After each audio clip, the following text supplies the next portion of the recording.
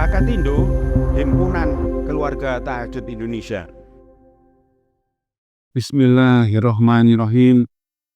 Bersama Allah yang Maha Pengasih, yang Maha Penyayang. Assalamualaikum warahmatullahi wabarakatuh. Wahai saudaraku, pada hari ini kita sangat bersyukur, alhamdulillah, bisa bertemu kembali dalam acara mempelajari ilmu sholat tahajud, yang mana pada hari ini tema kita adalah ternyata jalan satu-satunya untuk menjadi miliarder itu adalah mengerjakan sholat tahajud yang lama di setiap waktu malam hari. Wahai saudaraku, belajar tentang ilmu sholat tahajud ini sangat penting sekali bagi kita sebagai orang Islam, ya. Karena ilmu tentang sholat tahajud ini atau pelajaran tentang sholat tahajud ini sungguh sangat banyak sekali hal-hal yang harus dibahasnya. Sehingga dari naskah buku yang saya tulis ini ada sekitar 81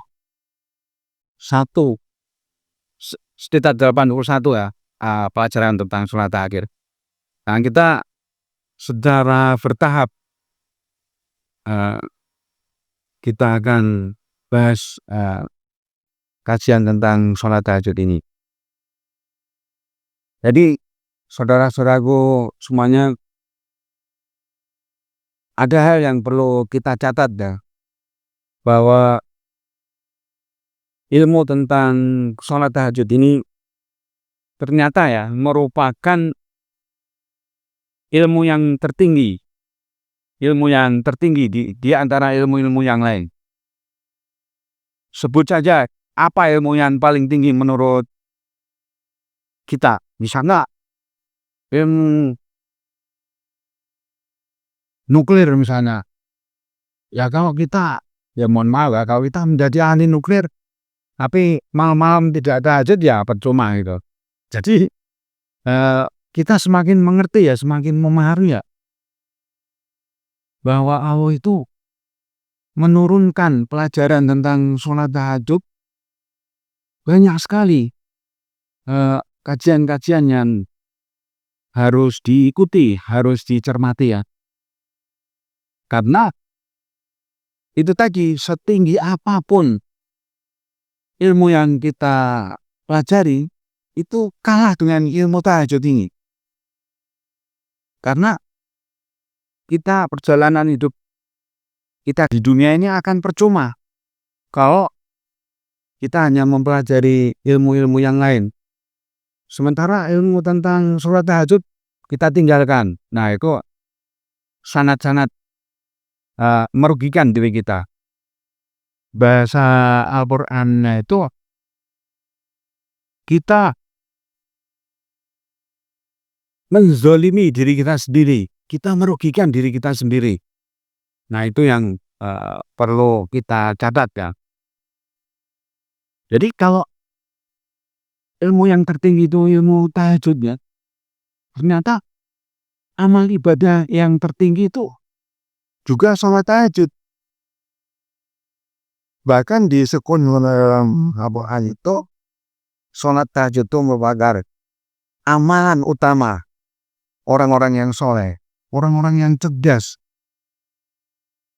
Para nabi itu, baik Nabi Muhammad maupun nabi-nabi sebelumnya, itu disebut di dalam Al-Quran. Mereka semua itu mengerjakan sholat tahajud di setiap waktu malam hari. Nah, kemudian berikutnya itu Kemarin saya tidak sengaja ketemu seorang bapak-bapak yang usianya sudah 75 tahun lebih. Tapi di masa tuanya itu beliau malah menjadi pengemis. Saya gak mengira. Padahal beliau itu punya anak banyak. Anaknya sampai 10 gitu. Nah, kemudian saya ngobrol dengan beliau sebentar. Saya tanya, maaf Bapak, boleh bertanya gitu ya. Apakah Bapak kemarin sholat tahajud di setiap waktu malam hari sebagai orang Islam, Bu? Tidak Pak, gitu katanya. Ya, berarti dalam hati saya itu, wah berarti benar itu, bahwa seseorang yang di masa mudanya tidak mengerjakan sholat tahajud, maka di masa tuanya itu sengsara. Ya punya anak banyak, ternyata anak-anaknya tidak menolong. Nah, ternyata anak-anak itu telah dibesarkan, kemudian mereka menikah, punya anak. Nah, ternyata penghasilannya untuk membiayai keluarganya aja masih kurang katanya. Jadi anak-anak saya tidak ada yang memberi uang pada saya, sehingga saya harus mencari sendiri. Nah, tidak ada jalan lain karena saya tidak mempunyai keahlian apa-apa, maka saya menjadi pengemis. Wahai saudaraku, dalam bahasa agama, Bapak itu oleh Allah dijadikan orang yang sengsara di masa tuanya. Kenapa? Karena di waktu mudanya Bapak itu jarang sekali mengerjakan sholat tahajud di waktu malam hari. Artinya apa? Artinya kalau kita sekarang masih muda, masih sehat begini, perjuangan kita yang nomor satu adalah mengerjakan sholat tahajud di setiap waktu malam hari. Kita minta tolong sama Allah. Ya Allah, tolong saya dibangunkan jam 1 malam atau jam 2 malam. Nah, kalau sudah bangun, dibangunkan oleh Allah, nah berarti kita mempunyai kesempatan untuk mempersiapkan masa depan kita ya, masa depan kita nanti dalam keadaannya sangat baik gitu. Jangan sampai kita menjadi pengemis di waktu tua kita nanti. Memang benar kita punya anak ya, tapi kata Allah di dalam ayat Al-Qur'annya itu, hanya kepada Tuhanmu kamu berharap. Ternyata itu maknanya luas sekali. Artinya apa? Ya, kita hanya berharap kepada Allah. Ya Allah, berikan kepada kami rezeki yang besar, rezeki yang dikirimkan oleh Engkau kepada kami, sehingga kami tidak perlu tergantung kepada orang lain, tergantung kepada anak-anak kita, dan tergantung kepada makhluk-makhlukmu yang lain. Pak, itu maknanya luar biasa itu. Jadi dengan mengerjakan sholat tahajud yang lama itu, kita dijamin masa depan kita itu pasti akan baik, pasti akan sukses di masa tua kita nanti. Ya siapa tahu kita nanti diberi umur oleh Allah sampai 100 tahun, 125 tahun, 150 tahun tuh, tapi dalam keadaan yang enak hidupnya. Nah itu. Kemudian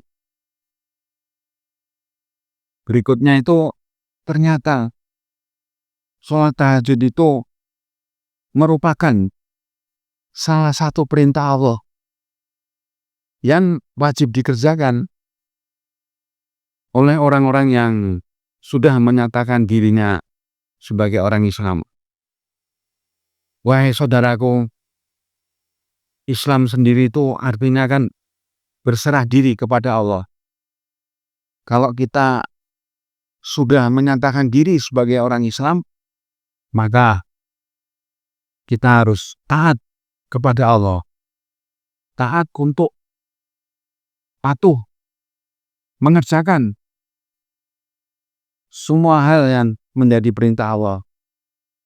Dan taat, patuh untuk tidak mau mengerjakan apa saja yang dilarang oleh Allah. Nah, inilah, wahai saudaraku, ilmu agama Islam yang sesungguhnya. Jadi kita betul-betul menghadap kepada Allah, betul-betul kita minta dipimpin oleh Allah dalam menjalani kehidupan di dunia ini.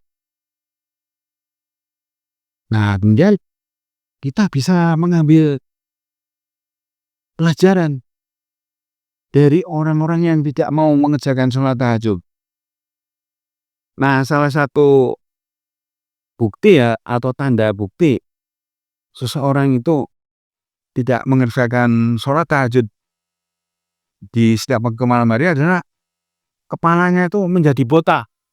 Nah, itu kemarin saya ketemu seorang bapak-bapak, ya karena sudah kenal baiknya. Kemudian saya bertanya, Bapak sebagai orang Islam, apakah mengerjakan sholat tahajud di setiap waktu malam hari?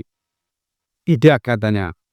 Saya karena kesibukan, karena pekerjaan, karena banyak urusan, sehingga saya sudah sangat capek sekali di waktu malam hari.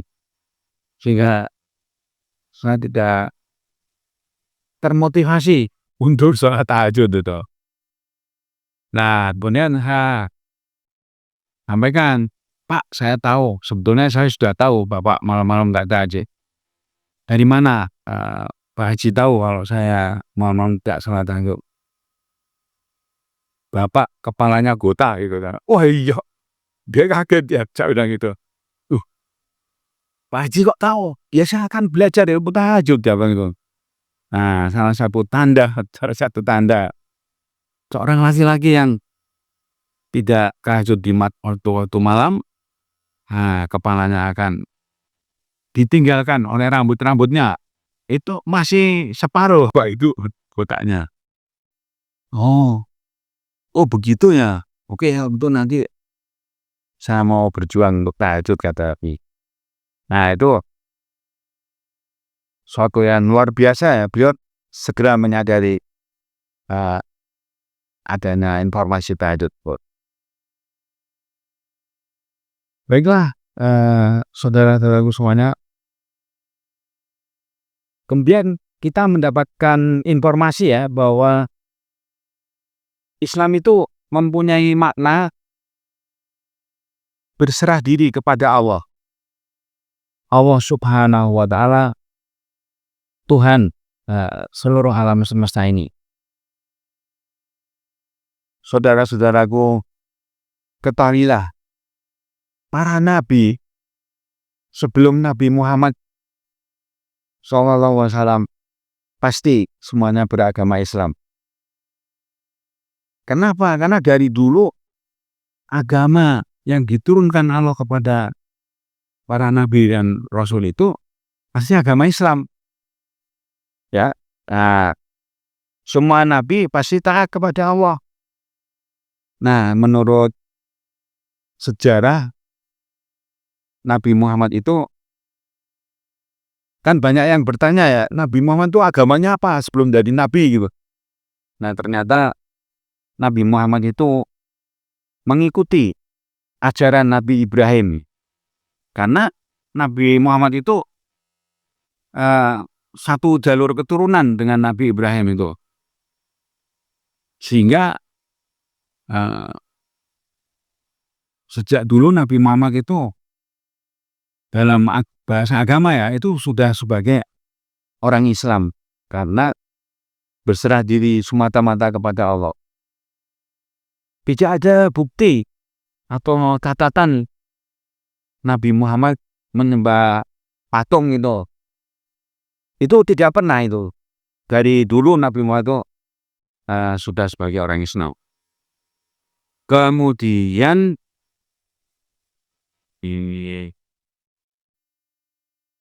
ada informasi yang penting juga ini. Segala pujian bagi Allah, Tuhan seluruh alam semesta, yang maha pengasih, yang maha penyayang, pemilik hari pembalasan.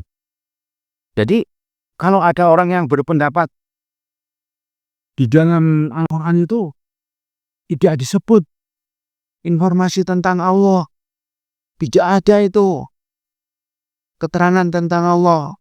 Nah, mohon maaf, kita dengan segala kerendahan hati menyampaikan ya bahwa di dalam surat Al-Fatihah, surat yang merupakan intisari, merupakan rangkuman dari seluruh isinya Al-Quran, sudah disebutkan segala puji bagi Allah, Tuhan seluruh alam semesta ini.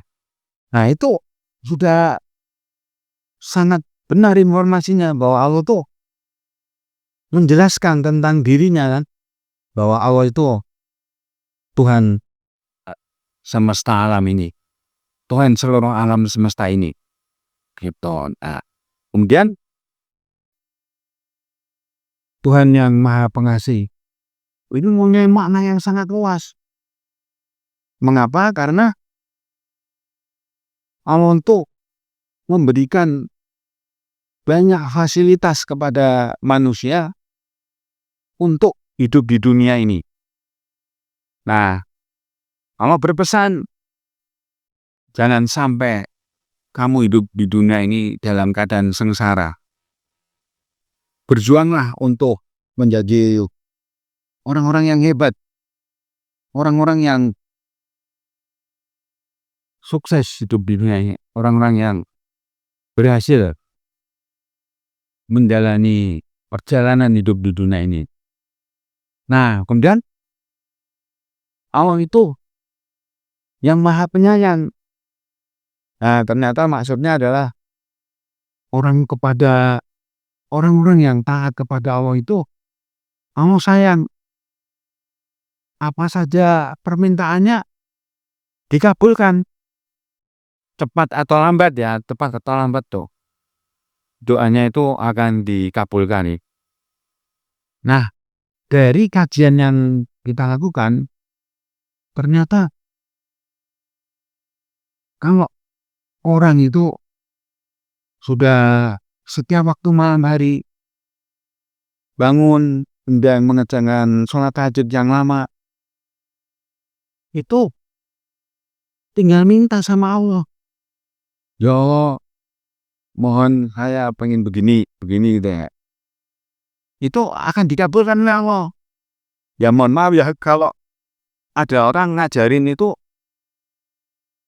berdoa harus baca kalimat apa ya, sampai 111 kali baca surat ini, sampai 10 kali loh baca surat ini, sampai 25 kali itu.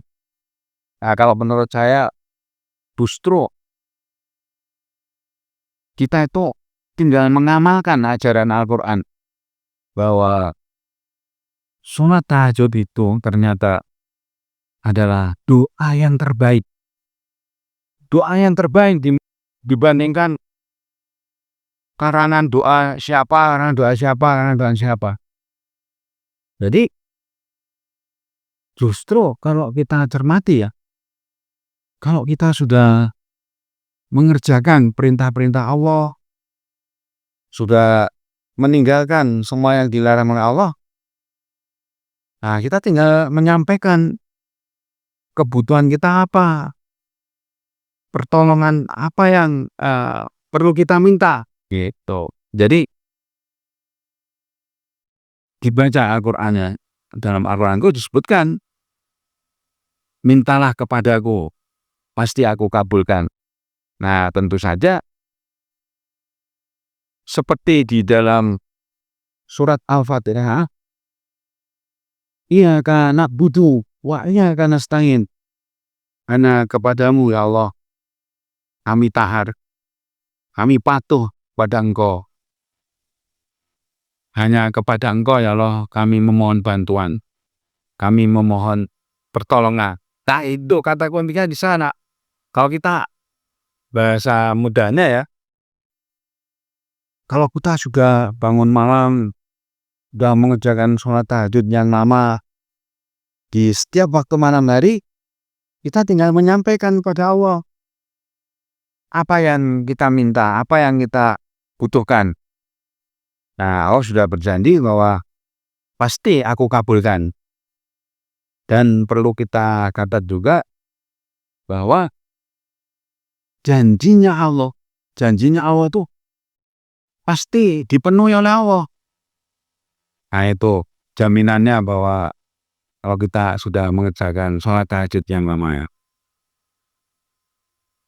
Kemudian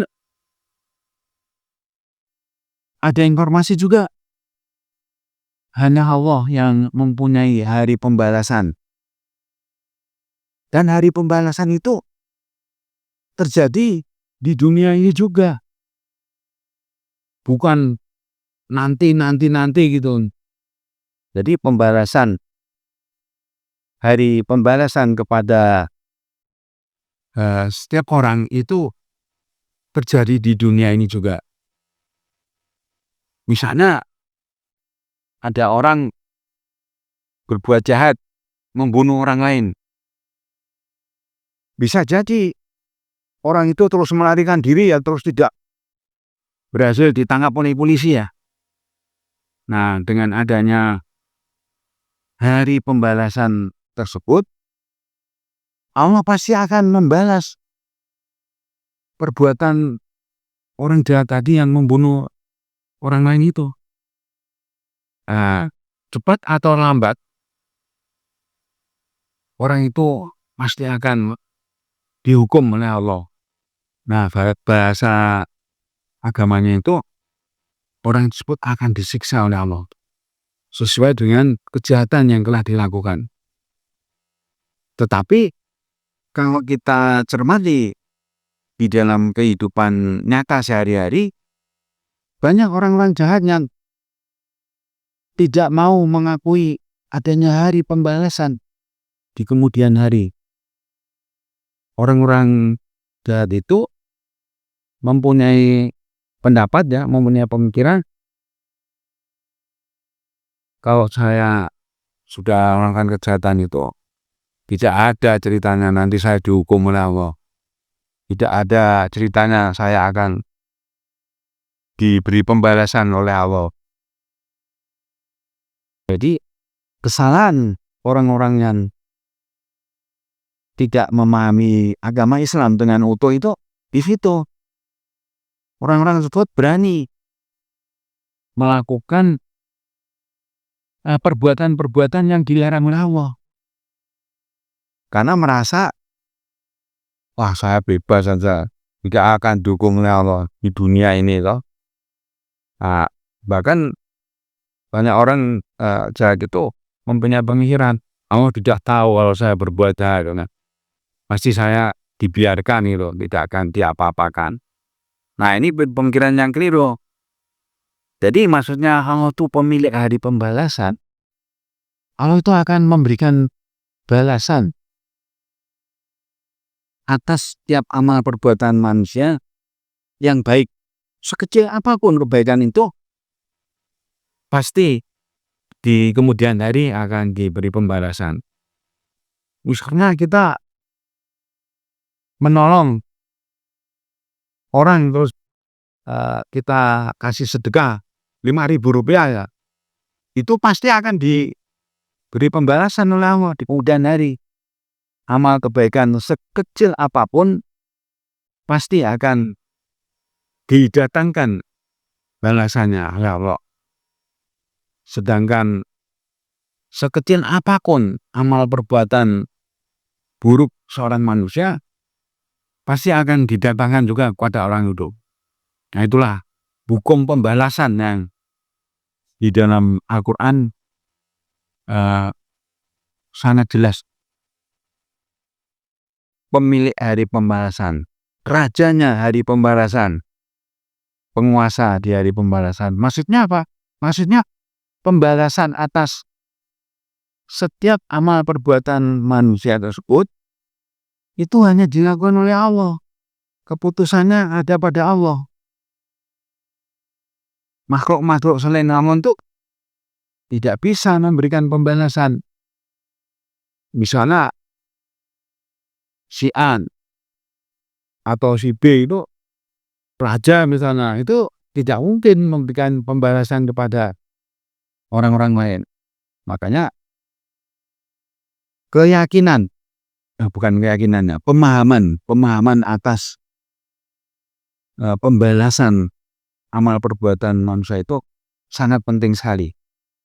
Tidak ada seorang manusia pun yang akan dibiarkan oleh Allah berbuat semaunya sendiri, berbuat semenang-menang, berbuat zalim kepada orang lain. Nah, kalau dalam bahasa Jawa itu becik ketitik Allah ketara. Itu maksudnya. Maksudnya becik ketitik itu perbuatan baik sekecil apapun itu akan diakui oleh manusia, akan diakui oleh orang tersebut. Maksudnya orang tersebut melihat, oh ini toh perbuatan baik saya yang dulu diberi pembalasan oleh Allah. Nah, sebaliknya becik ketitik Allah ketara itu setiap amal perbuatan yang buruk pasti nanti ketahuan itu, pasti akan dibuka oleh Allah. Pasti akan, bahasa mudahnya itu akan ditangkap oleh Allah, ya kan. Kalau ada orang berbuat sekecil apapun kejahatannya, tidak akan lepas dari Allah. Nah, itulah maksudnya hari pembalasan, ya. Kemudian ada informasi, hanya kepada Engkau ya Allah kami taat dan patuh. Apa saja yang Engkau perintahkan tentu kami kerjakan. Nah, ini sangat penting sekali kita sebagai orang Islam, ya, bahwa sebagai orang Islam itu hukum-hukum Allah itu harus kita ketahui. Ketentuan-ketentuan dari Allah itu harus kita ketahui. Kalau bisa menjadi manusia yang sempurna itu semua yang menjadi perintah Allah itu kita kerjakan. Nah, salah satunya perintah Allah itu adalah bangun malam dan mengerjakan sholat tahajud yang lama di setiap waktu malam hari. Salah satu perintah Allah itu. Jadi kalau itu udah jelas perintah Allah, berarti sholat tahajud itu harus kita terima. Perintah sholat tahajud itu kita terima dan kita kerjakan. Itu maksudnya. Karena kan kita sudah menyatakan, ya, berjanji kepada Allah ketika kita mengerjakan sholat itu, iya karena budu, hanya kepada Engkau ya Allah kami patuh, kami taat. Itu artinya apa? Itu artinya perjanjian kita kepada Allah. Kita berjanji kepada Allah. Makanya di dalam salah satu ayat Al-Quran dinyatakan, ya, bahwa kamu itu sudah berjanji kepada saya, maka janjimu harus kamu tepati. Janjimu harus kamu laksanakan. Nah, pada video-video sebelumnya kita sudah menyampaikan suatu topik, ya. Banyak sekali alasan orang Islam tidak mau mengerjakan sholat tahajud. Nah, salah satunya itu yang menurut saya dari hasil wawancara, kata orang itu sholat itu wajibnya 5 Pak, katanya. Subuh, duhur, asar, maghrib, isya ya. Nah, sholat tahajud itu bukan sholat wajib, sholat yang dianjurkan, kata orang itu. Saya kaget tuh. Oh, jadi alasan Bapak tidak mau mengerjakan sholat tahajud itu karena sholat tahajud itu sepemahaman Bapak sebanyak sholat yang dianjurkan. Jadi tidak diwajibkan katanya. Oh, waduh, orang ini tuh punya argumentasi menolak itu. Tapi ketika saya sampaikan itu ayatnya Pak, bangunlah kamu di waktu malam hari dan kerjakanlah sholat tahajud yang lama. Nah, saudara-saudaraku semuanya, sebagai sesama muslim,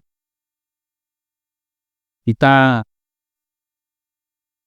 hanya menyampaikan ya, bagaimanapun keputusan berikutnya ada di tangan saudara-saudara semuanya. Nah, sholat tahajud itu perintah Allah itu di waktu malam hari. Nah, waktu malam itu dihitung bagaimana? Ada yang bertanya gitu. Nah, ternyata waktu malam hari itu menurut seorang ustadz yang sangat terkenal itu dari adzan isya sampai adzan subuh. Nah, itu waktu malam hari kata beliau itu. Nah, jadi rentang waktu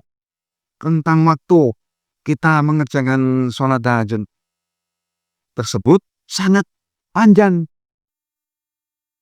Kalau dihitung mungkin bisa jadi sekitar 9 jam itu waktu malam hari. Jadi sholat tahajud itu yang lama maksudnya itu bukan banyaknya rakaat yang dikerjakan gitu. Misalnya ada yang bilang tuh saya sholat tahajud itu 11 rakaat, 10 tahajudnya 1 witir itu. Ya boleh, sudah mengerjakan sudah bagus ya daripada yang tidak ya. Nah, tetapi pengertian yang lama itu waktunya. Bisa aja Bapak A sholat tahajudnya itu 1 jam misalnya ya, dibandingkan dengan Bapak B ya sholat tahajudnya setiap waktu malam itu 3 jam. Berarti yang lama sholat tahajudnya itu Bapak yang B tadi. Terlepas dari berapa rakaat yang dikerjakan gitu. Saya pernah mendapat informasi ada seorang profesor yang menemukan sholat tahajud itu sebagai penyembuh berbagai penyakit yang berat-berat itu, misalnya kena kanker, kena tumor dan sebagainya dia.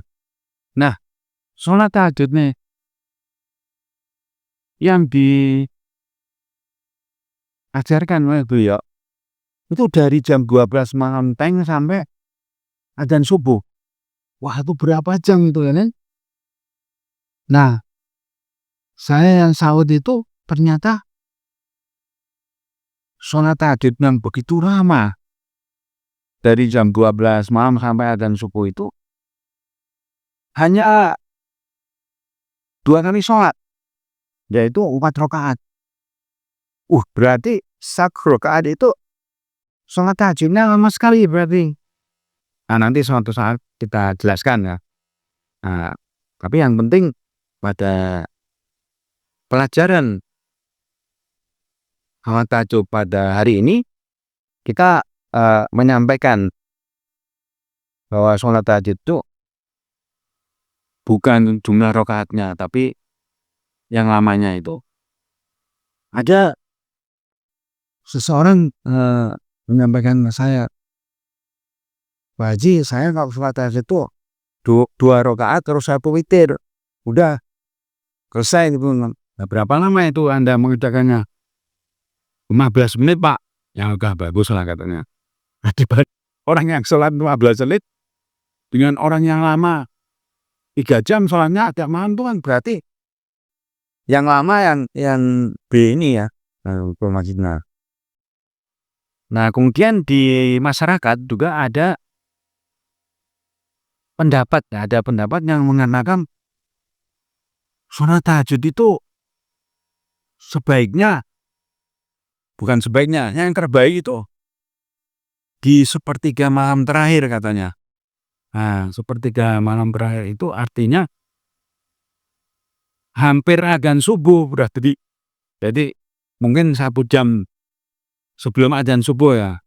Katanya menurut pendapat orang-orang tersebut itu waktu yang terbaik. Ya kita menghormatilah, menghargai pendapat tersebut. Ya bolehlah.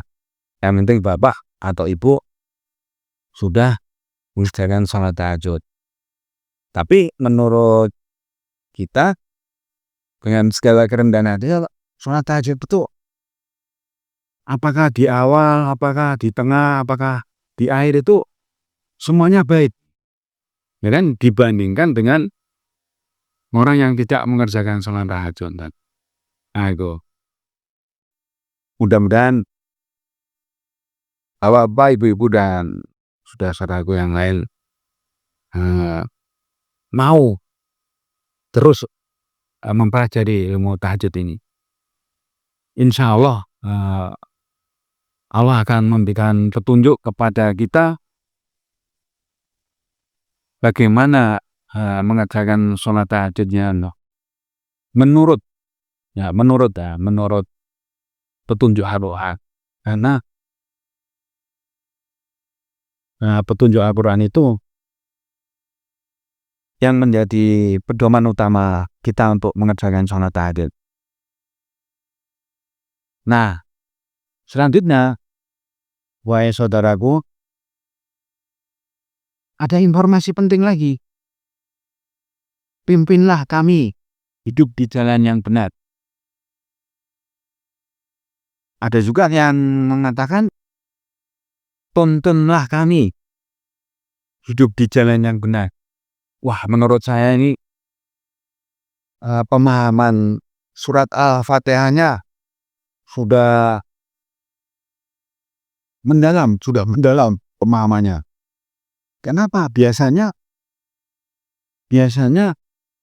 orang-orang itu kebanyakan muslim yang memahami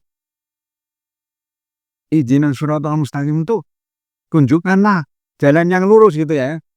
Nah itu dulu saya nggak paham tuh maksudnya kok gitu tuh gimana ya. Oh ternyata jalan yang lurus itu sebagai simbol maksudnya jalan hidup yang benar, cara-cara hidup yang benar.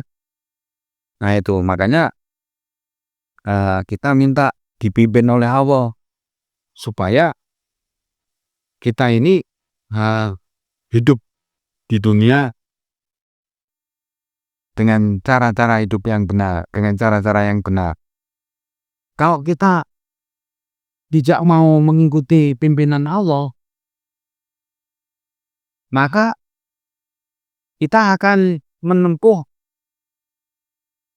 menjalani cara-cara hidup yang tidak benar. Cara-cara hidup yang tidak benar misalnya apa? Minum minuman keras, misalnya itu kan cara-cara hidup yang tidak niat. Karena mau minum minuman keras tadi merusak tubuh kita, merusak saraf-saraf kita, dan merusak organ-organ tubuh kita yang lain. Itulah sebabnya kita menyatakan bahwa pimpinan kita itu Allah. Maka kita harus mengikuti apa yang ditunjukkan oleh Allah, apa yang diarahkan oleh Allah. Jangan sampai kita itu salah melakukan perbuatan.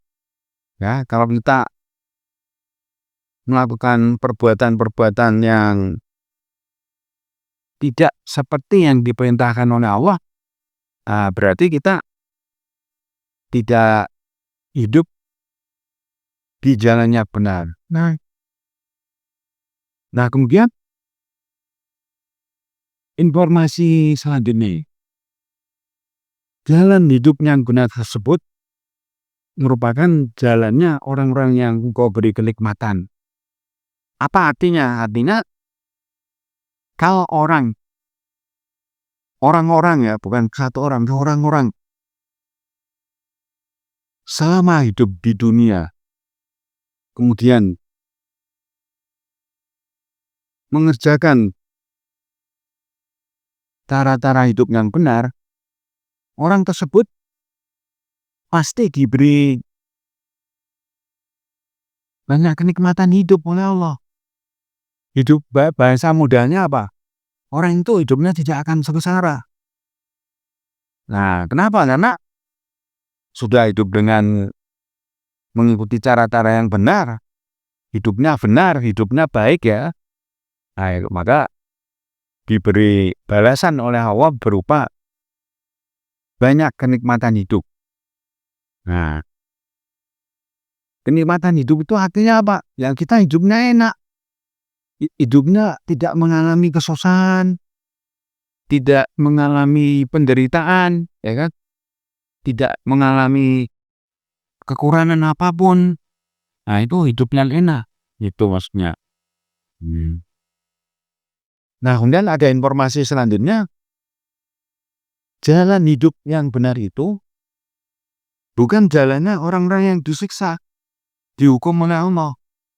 Nah, ini luar biasa ini. Jadi, Allah sebagai pemilik hari pembalasan, Allah sebagai pemilik hari pembalasan itu akan menghukum orang-orang yang hidupnya tidak mau hidup dengan cara-cara yang benar.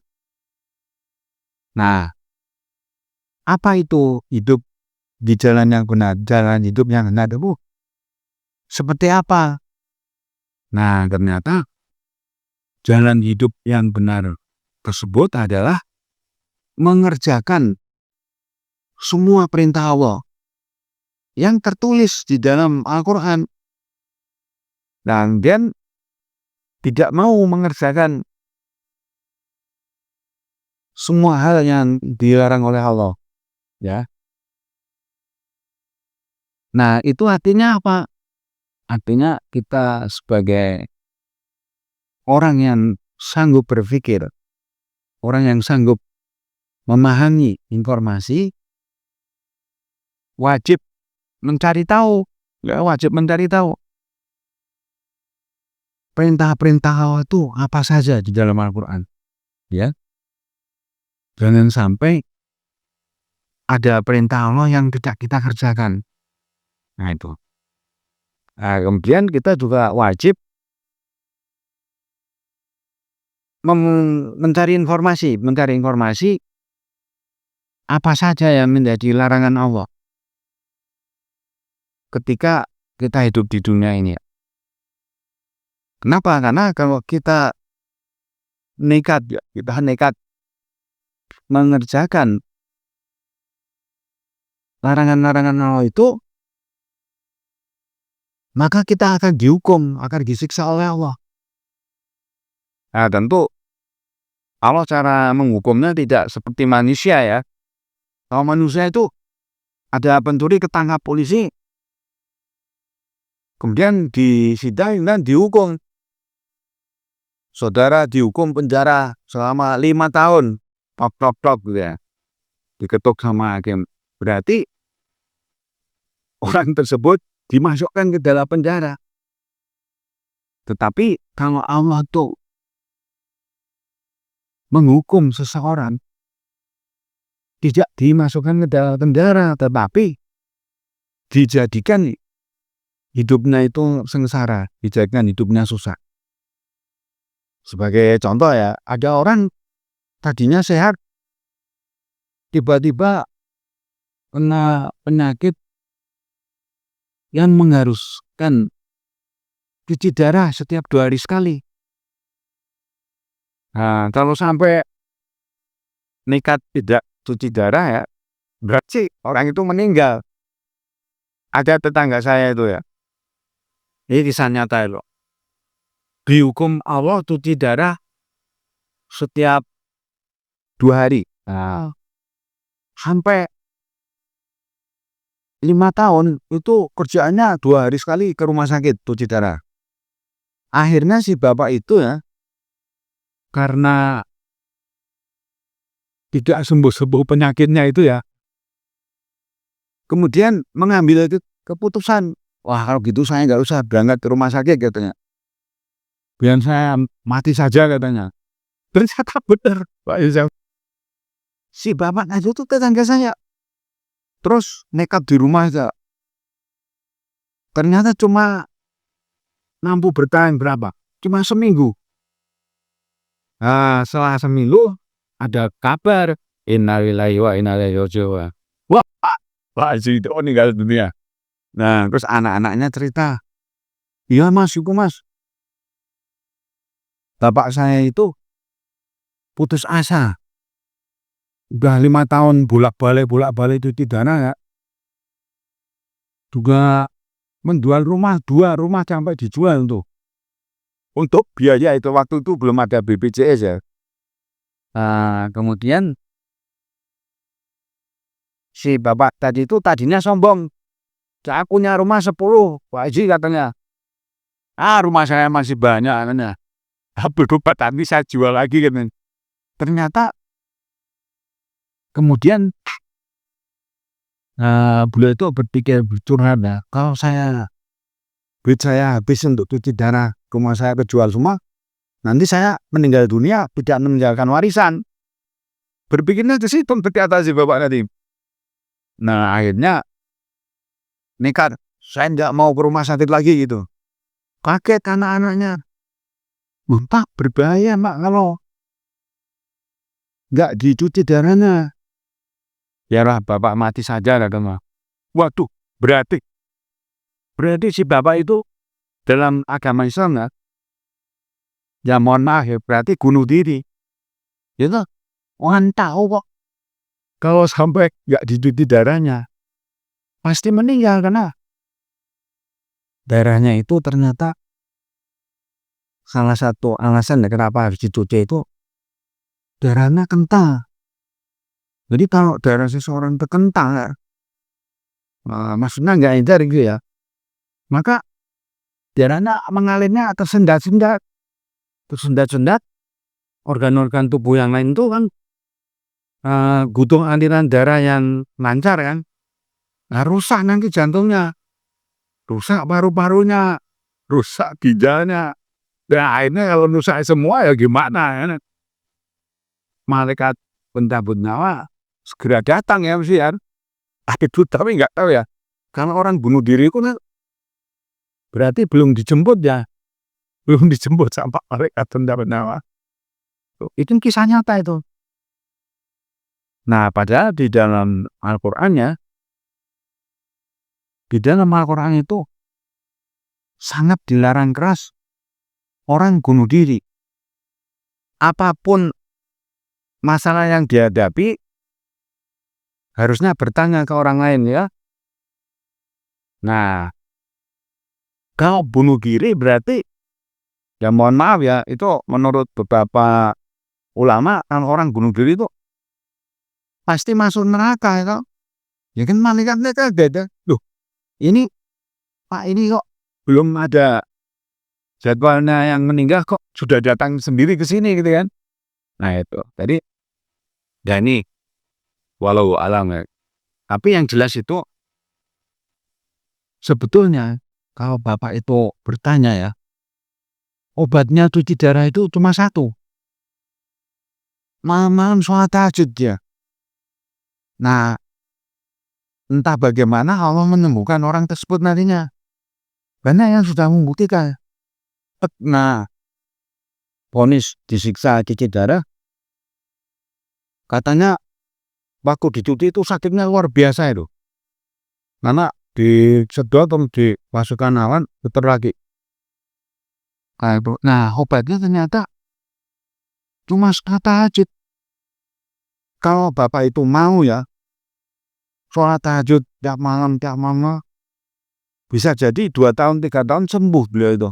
Atau mungkin 1 tahun ya. Nah, kalau sembuh berarti darahnya itu encer lagi, normal lagi. Nah, saya pernah ketemu pedagang obat keliling kok. Dia nawarin obat pengencer darah katanya. Wah, Ji, ini buatan Malaysia Pak. Ini herbal, ini buatan dari luar negeri katanya. Ya tahu orang minum obat ini secara rutin maka darahnya selalu encer itu, selalu normal lah, tidak perlu dicuci darah katanya. Wah, saya nggak berani kalau minum obat herbal itu. Mohon maaf, saya lebih baik tidak minum obat atau minum jamu. Tapi saya mau tahajud malam-malam, kita bilang gitu. Mang, bisa tahajud mengencerkan darah? Bisa. Udah banyak ahli-ahli yang membuktikan kan. Nah, si penjual obat itu berapa jumlah obat yang ditawarkan? Itu ada 3.000. Satu tas besar itu obat apa aja dan katanya. Wah, ini luar biasa nih. Ini saya bilang ini, Bapak kalau jualan ke orang yang malam-malam tidak tahajud Pak, saya bilang itu. Akhirnya, jadi kan kalau orang malam-malam tidak tahajud itu pasti tidak sehat badannya. Silakan.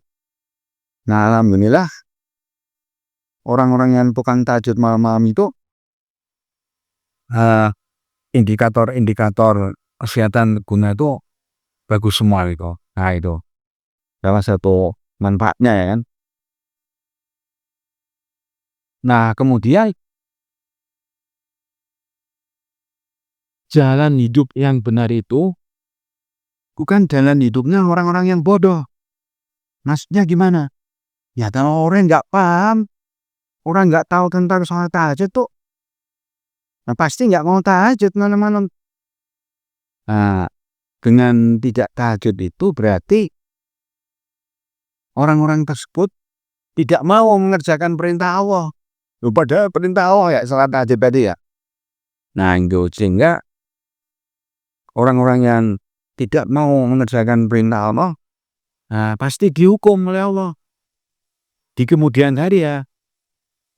Bagaimana Allah menghukum orang? Ya, diberi kecelakaan, diberi musibah, ya kan, diberi penyakit itu.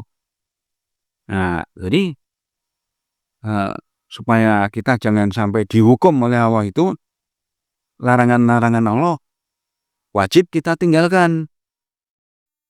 Kemudian semua perintah Allah tuh kita kerjakan. Nah, salah satu larangan Allah tadi adalah dilarang keras bunuh diri. Nah, kalau ada orang nekat bunuh diri kan berarti melakukan perbuatan yang sangat besar kesalahannya. Nah, kemudian kalau bahasanya Rocky Gerung ya itu orang-orang yang dungu itu kata Rocky Gerung. Jadi orang yang dungu itu pasti hidupnya semaunya sendiri, hidupnya tidak benar lah gitu. Kemudian informasi berikutnya ini ya, masih 2 lembar lagi nih. Masih ada waktu ya Pak? Nah, sedikit lagi. Orang-orang yang sudah hidup di jalan yang benar pasti tidak akan disiksa atau dihukum oleh Allah selama hidup di dunia. Ya. Tadi sudah kita sampaikan bagaimana Allah menghukum seseorang atau menyiksa seseorang itu dengan penyakit, dengan dikasih penyakit yang berat, orang itu pasti tumbang kan, nggak bisa apa-apa lagi ya. Nah, orang-orang yang sudah sholat tahajud malam itu tidak akan dikasih penyakit oleh Allah. Lagi hidupnya, sepanjang hidupnya itu dalam keadaan sehat. Nah, ini boleh dibuktikan sendiri nanti ya, secara medis ya. Nah, kemudian jalan hidup yang benar itu adalah mengerjakan semua perintah Allah dan meninggalkan semua yang dilarang oleh Allah. Kemudian informasi selanjutnya itu ini. Di dalam kitab suci Al-Quran banyak sekali ayat atau informasi yang berkaitan dengan sholat tahajud. Nah, kalau kita cermati ya, berarti kenapa hanya sholat tahajud? Mengapa hanya sholat tahajud yang diberi diberi informasi ya, diberi ayat-ayat yang banyak sekali.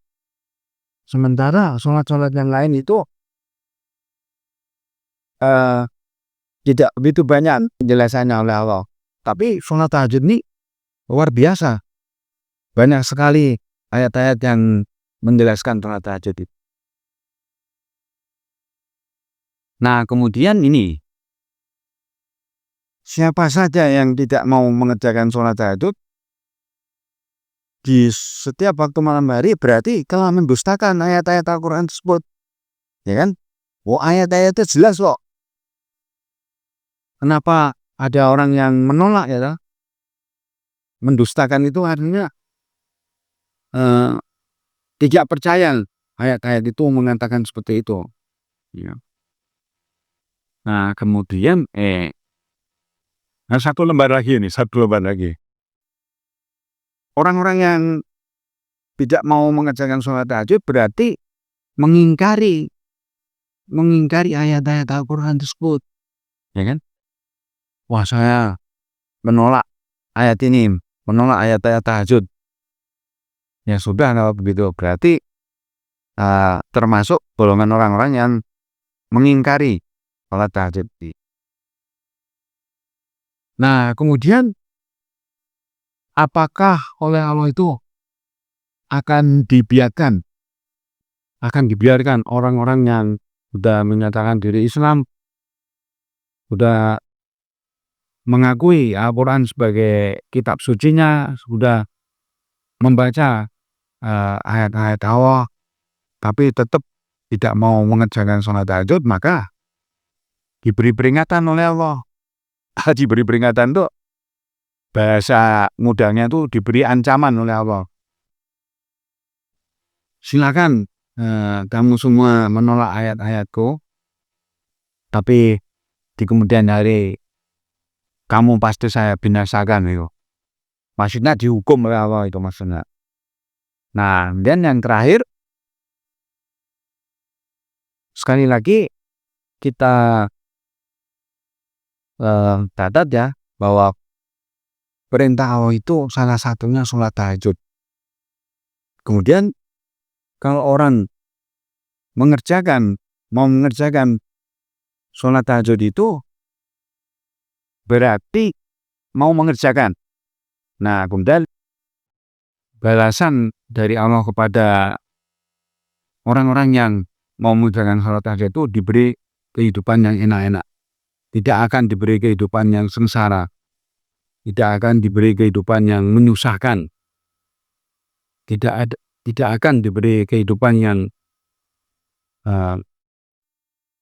menyiksa.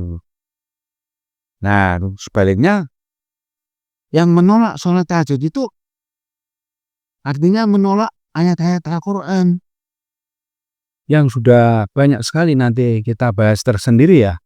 Ayat-ayat Al-Quran tentang sholat tahajud itu berarti akan dihukum oleh Allah. Bahkan bahasanya Allah itu akan dibinasakan, akan disiksa, akan dimasukkan ke dalam kehidupan yang sangat buruk. Nah, kemudian yang luar biasa kita catat itu sebagai penutupnya, sholat tahajud itu ternyata ada disebut di dalam Al-Quran ya. Kamu akan dijadikan kaya raya, kamu akan diberi rezeki yang banyak sekali. Nah, bahasa orang sekarang itu, kamu akan dijadikan miliarder. Nah, sebagai ilustrasi ya, saya sudah memperhatikan ya, orang-orang yang di masa tuanya sebagai kakek-kakek itu kok hidupnya sengsara, hidupnya tidak menjadi miliarder. Dan ternyata waktu mudanya tidak mengerjakan salat tahajud. Sedangkan orang-orang yang rajin tahajud di waktu mudanya, di masa tuanya punya uang banyak, atau bahasa orang-orang sekarang itu menjadi miliarder. Nah, jadi kesimpulan kita pada hari ini tentang ilmu sholat tahajud itu, jalan satu-satunya atau satu-satunya jalan ya untuk menjadi miliarder di kemudian hari adalah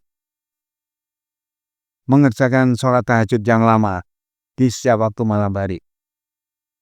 Saya pernah ketemu orang ya mohon maaf ya, orang itu sudah tua juga tapi menjadi tukang rongsok ya. Menjadi tukang rongsok itu tiap hari mencari barang-barang rongsokan, mencari sampah-sampah gini ya. Jadi yang diambil itu yang sampah-sampah yang bisa dijual lagi. Mana sampah botol plastik atau apa. Nah, yang tidak diambil itu ada itu namanya sampah masyarakat. Tidak diambil oleh beliau. Nah, intian ya karena saya sering ketemu beliau ya kan, saya tanya, "Oh, Abah malam-malam sholat tahajud ya?" "Wah, udah nggak sempat Mas, nggak ada waktu," gitu. Nah itu, jadi kita harus belajar dari ayat-ayat suci Al-Quran, dari kenyataan-kenyataan hidup yang terjadi di dalam masyarakat. Baiklah, saudara-saudaraku semua, pelajaran sholat tahajud pada hari ini kita akhiri dengan mengucapkan alhamdulillah. Kita sampaikan juga Assalamualaikum warahmatullahi wabarakatuh. Salam Hakatindo, Himpunan Keluarga Tahajud Indonesia. Terima kasih semuanya. Hakatindo, Keluarga Tahajud Indonesia.